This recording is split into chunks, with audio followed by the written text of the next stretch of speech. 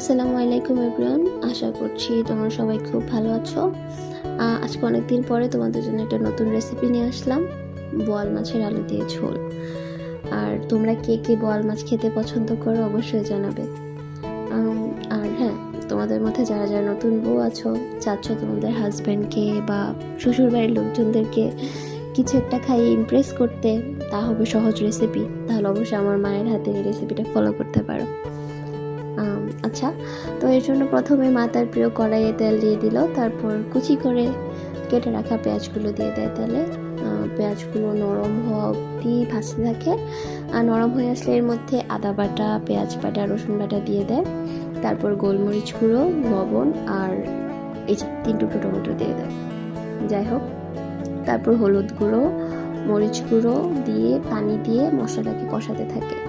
যখন মশলার উপরে তেল ভেসে ওঠে, এর মধ্যে বোয়াল মাছগুলো দিয়ে দেয়। বোয়াল মাছ দেওয়ার পরে আবারও ভালোভাবে নাড়াচাড়া করে, মানে মশলা শুদ্ধ বোয়াল মাছগুলোকে আরও ভালোভাবে কষিয়ে নেয়।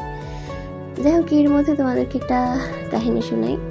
যখন আমি ক্লাস 5 বা 4-এ পড়ি, তখন আমার মা প্রায় বলতো যে আমরা যখন আরও ছোটো ছিলাম তখন বাবা নাকি নদীর কাছ থেকে, নদীর ধার থেকে বোয়াল মাছগুলো কিনে আনতো। আর ওই বোয়াল মাছগুলোর সাইজ নাকি এক একটা আমাদের সমান ছিল, এত বড়।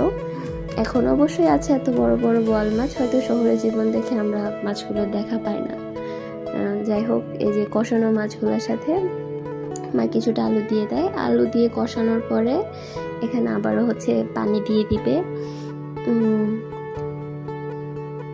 পানি দেওয়ার পরে যখন আমাদের ঝোলটা একটু ঘন হয়ে আসবে, তখন এর মধ্যে টমেটো আর কাঁচামরিচ দিয়ে দিবে।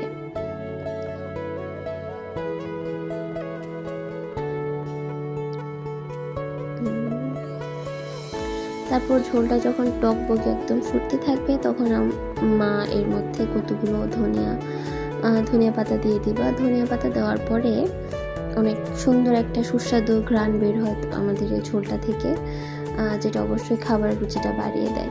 আর এইভাবে গল্প করতে করতে আজকে আমাদের বোয়াল মাছের রেসিপিটা শেষ হলো। তোমরা অবশ্যই এটা বাসায় রান্না করবে, প্রিয়জনদেরকে রান্না করে খাওয়াবে ভালোবাসা দিয়ে।